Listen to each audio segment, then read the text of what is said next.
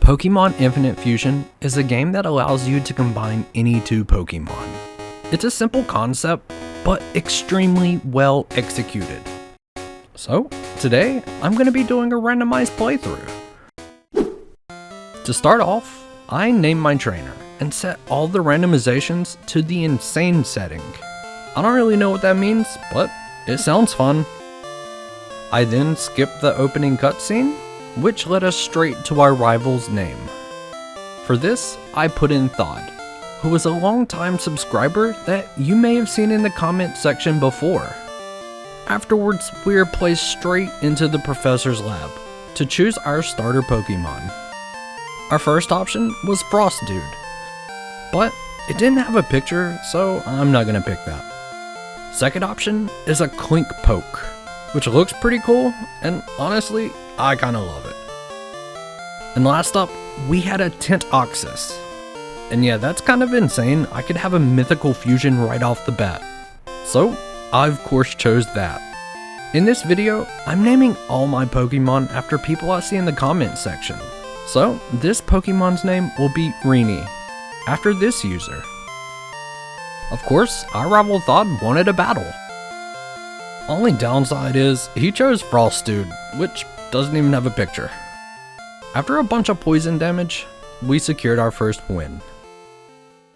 On the way to fetch Oak's parcel, our wild Pokemon encounters consisted of a Probo Jr.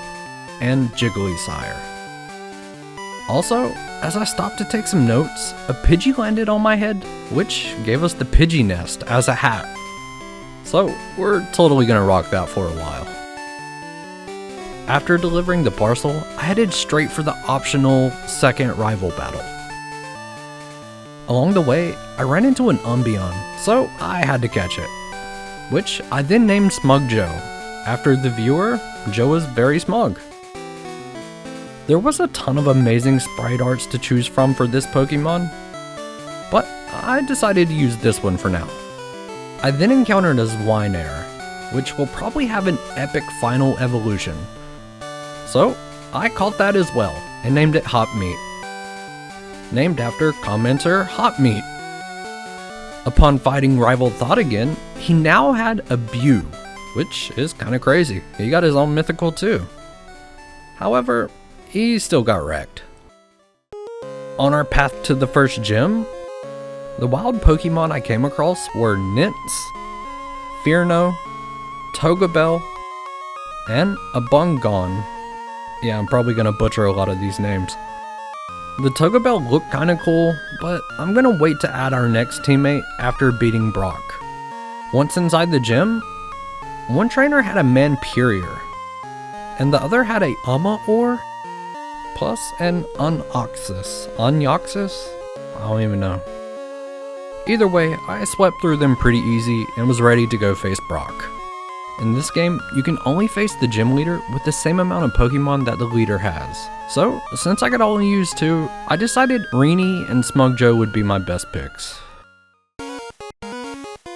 Brock led off with an Amaling, which had me puzzled for a while, because I know it's Omni-Knight, but I could only think of Chingling for the Ling part, and I don't know where they got those legs from. Out next came Shilron, which had a pretty awesome custom sprite. However, having access to water moves made this gym easy.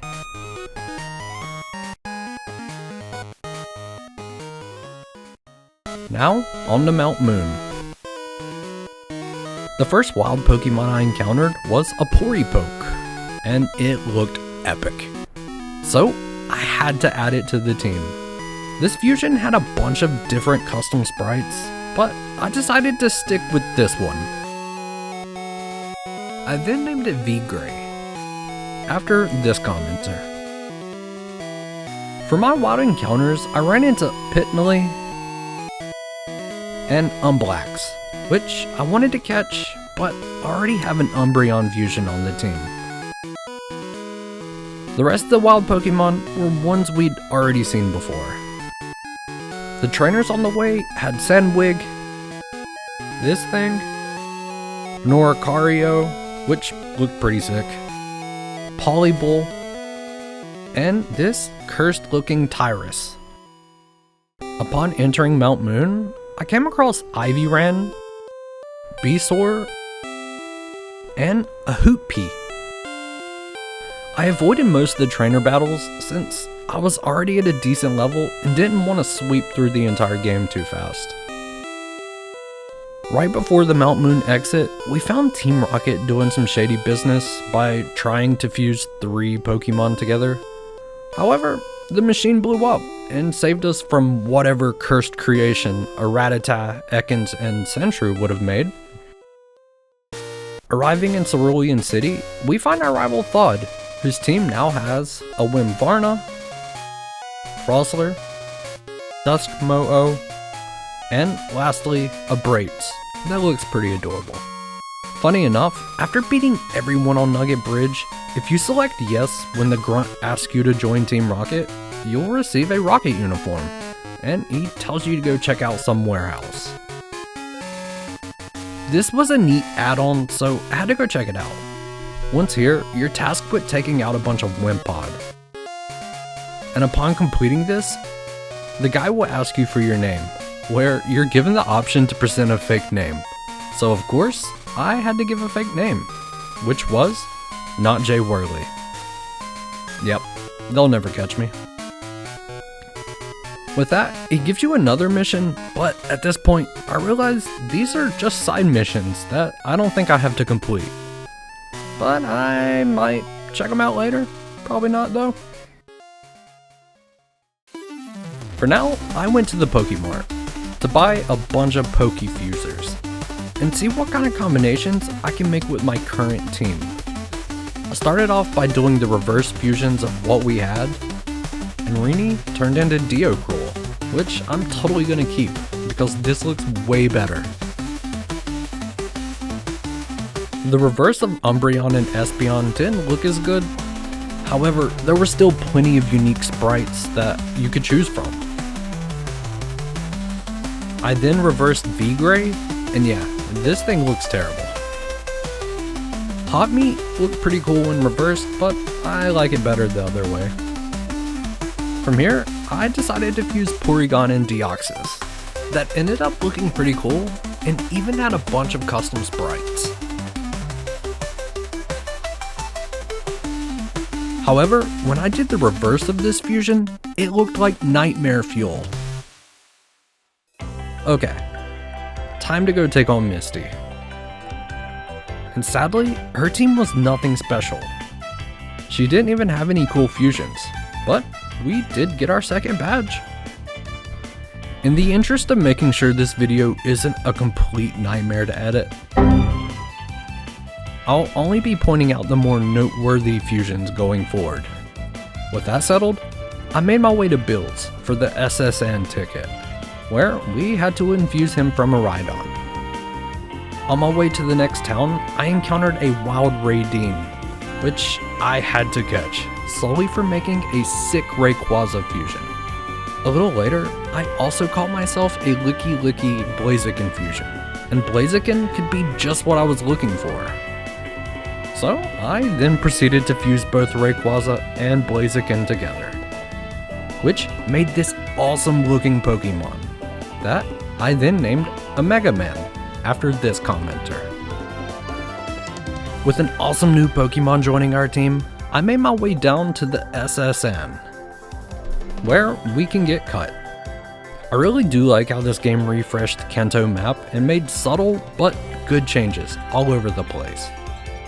While aboard the SSN, one sailor had a pretty sick Lugia and Aerodactyl fusion. I then proceeded to run around the ship for a while, because you couldn't simply just go to the captain's room like in the other games. Instead, you had to go find a key, which was located on the outside of the ship. However, once we found that, our rival Thod shows up again. This time with a team consisting of a Dugile, Ferropunny, Crocozee, and Frosler. One quick pat on the back later, and we acquired Cut. So I made a mad dash straight to the third gym. Inside, the trainers had some pretty cool fusions, like Regichu, and a Lilku. Lieutenant Surge's team was also quite good. He had a couple unique fusions and even managed to get me down to my last Pokemon. However, we still got the win. So now, it's time to make our way towards Lavender Town. Along the way, one trainer had a Suicune and Porygon fusion, which, of course, is another sick Porygon fusion. I also faced a Hoapex. Yeah, this thing looks like it could really use a haircut. Parati has to be Paris something, but I don't know what the other half is right off the top of my head. And a bunch of wild Seachoke, but we don't need that. Inside Rock Cave, I found a random egg just lying on the ground, so we're gonna have to see what that is later on. While inside, I also found a path that led me to this man, who hit me with the classic "it's dangerous to go along," and he gave me a Honedge, which I will certainly be making a fusion with later on. After finally stepping out of the rock cave, I made my way over to the Haunted Tower for our next battle with rival Thod. This time, he had a Starmagius, Frostler, Grotomp, and Laparados, which was easily my favorite fusion of his team. I then took off to Celadon City, where I will secure my 4th gym badge, as well as get the Sylph Scope for the Haunted Tower we were just at. I was planning on beating Erica first before taking on the Rocket hideout, but I was hit with the scene of our rival fighting off some Rocket grunts, and then Erica shows up and told us to follow her into the base. So I guess we're doing that first. Inside here, every encounter is a double battle with the gym leader as our partner. While running around the sewers, our egg hatched into a Noibat. The Rocket grunts down here had quite a few unique looking fusions, like these two. Once I figured out the sewer puzzle, I split up with Erica and was finally inside part 2 of this Rocket hideout, where the grunts had some fusions like this Clefpuff, and a Lagoo, which has an awesome custom sprite. I quickly slid my way around the tile puzzle and finally found Giovanni. He led off with a cool looking Rosark, followed by Selexure, which looked kinda cursed. And lastly, a Wigglyfable, which looks exactly like you think it would if you fused them together. After beating Giovanni and getting my Sylph Scope, I headed to the Pokemon Center, where I fused my Noibat and Honedge together. And that created this immaculate looking fusion. I then named it Red Crow, after this commenter. With all that taken care of, I finally went to take on the 4th gym. While inside, V-Gray evolved into Poribro, but I kinda liked him better before. However, that's okay. I may have a way to fix this later.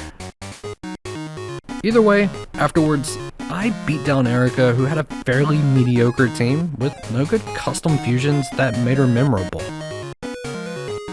I quickly picked up Fly and made my way to the Haunted Tower to rescue Mr. Fuji, where, as a reward, he gave us the Poké Flute, even though he was just chilling there and didn't even need rescuing.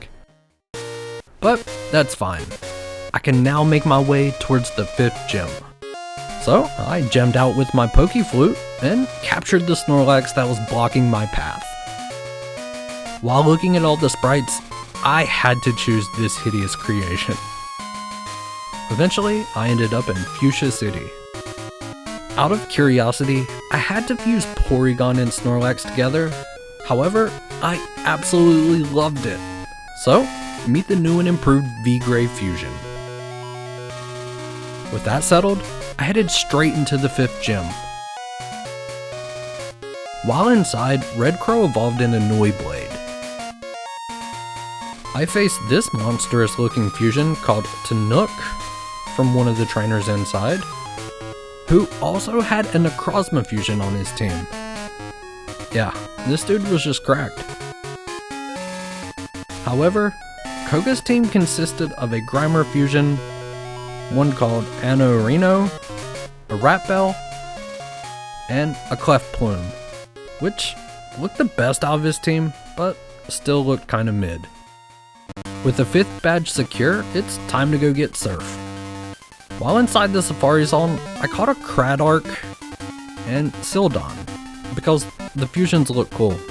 However, I don't know if I'm gonna use them. Sometime later, I got Surf. With everything I need from this town in hand, I headed over to Saffron City for the 6th badge, and to once again take on Team Rocket. Since the gym was blocked off, I headed straight to Silphco. While inside, I forgot my way around, so instead, I wiped the floor of every grunt I came across, thinking one of them was gonna drop a key card. Also, I came across a new outfit, so I put that on. While looking for all the items I needed, I faced a Mamogia, which is an incredible looking fusion. Plus, so many more that were all great fusions, and I'll briefly show them now, since I am terrible at pronouncing names. Finally, after running around for way too long, I solved the puzzle, and ran into Rival Thud once again. His team this time was Nidodra, Arolix, Frostler, an amazing looking Clefairy, and a Magbish. After this battle, Red Crow evolved into Noiblade. Then me and Rival Thud teamed up to take on Giovanni, who had some pretty sick looking fusions, like Kekvion and Janglosian, as well as some pretty jank mons, like this Squirtaldo. This battle was pretty hectic, since there were so many fusions on the screen at one time. Overall, it was a bit more difficult, but I still managed to squeeze out the W. As a reward, I got a Cyndaquil, which I immediately boxed and was off to secure the 6th badge. Jumping right into it, Sabrina's team consisted of Nape, Glisme, Zekpoke, and a Rybro. That's now 6 badges down. I immediately flew to Pallet Town, got on my surfboard, and headed down to Cinnabar Island to go take on Blaine. However, of course, I first have to head into the Burn Mansion. The very first dude in here was pretty tough, so I figured it was time to do some grinding. After a while, Hot Meat evolved into Zooanite, and Red Crow evolved into Noise Slash, where he now just looks like an axe with wings. So, of course, I had to see what the reverse of that fusion looked like. And yeah, sold. That looks way better. A little while later, Hot Meat evolved into High Knight. And this is what the reverse of that evolution looks like. So, we're just gonna stick with the original. With that, I made my way to the basement of the Burn Mansion and found Blaine. Afterwards, I headed straight to his gym. I got almost every fusion related question wrong, so that allowed me to find out that the trainers inside had some pretty interesting Pokemon. Now, on to Blaine. His team consisted of Magdra, Cacdash, Shieldmander, and Grodash. Overall, pretty solid team, but still nothing I couldn't handle. With that done, I headed straight to Viridian City. That way I could take on the 8th badge, but there was still a dude blocking the gym door. After a while, I found out there's yet again another Team Rocket event to take care of first. To get there, you go to the bottom part of Cinnabar Island, which leads to this fun little seawater puzzle, where you fight against the waves. After figuring that out, I ended up at Mount Ember, where I plowed my way through a handful of grunts, while learning that Team Rocket's here to capture Moltres. That way, they can fuse the 3 legendary birds together. Which is a pretty solid idea, not gonna lie. Either way, we eventually catch up to Giovanni, and he battles us with this new triple fusion. And yeah, it was kinda tough. Mainly due to the fact that this thing can use 3 attacks, while you can only use 1. Even with that being the case, I still took it out, which led to the fusion breaking apart and escaping. So, Team Rocket scattered. For fun, I caught the Moltres, cause I'm hoping to try and get that triple fusion for myself. Of course, as soon as I leave the cave, Rival Thod shows up. However, surprisingly, he didn't want to battle, which is great, cause my team was kinda cooked at this point. Around this time, I realized the map is more than just Kanto, because they included the Sevi Islands as well. So, instead of checking all that out, I headed straight for the 8th gym, where I proceeded to bubble beam my way through every trainer, until it was time to face Giovanni again. He led off with Sandy Ligator, which was a real pain to take down for some reason. Out next was Lucire, followed by Ryleap, then a Mantera, and lastly, a Greeble. With that, I was off to face the Elite Four. But of course, right before we get there, Rival Thod shows up one more time. This time with a team consisting of Charpin, Pumpleap, Whimsamander, Vibretic, Frostler, and lastly, a Shroominch. After that, I made my way through quite a few trainers, and moved a ton of boulders around, until I finally reached the Indigo Plateau. I had zero doubts about what laid ahead, and my team was completely ready. It's about to sound like we're doing roll call here in a moment, but bear with me. Up first is Lorelei. She led off with this hideous thing, followed by Rindswine, then Serum, a Glace Buff, and lastly, a Lick Ice. Bruno's team consisted of Hitmonrion, Bastietta, High-Key, Lovezikin, and a Shuffloom, which looked pretty cool. Agatha's team was Slyedge, Snubblade, Driftfire, this thing, and lastly, a Gasaur. Lance had Haxbro, Lomtini, Shilregus, Fraxdile, and a Sharpno. And of course, time for our last battle with Rival Thod. He had Azumaduck, Frostlim,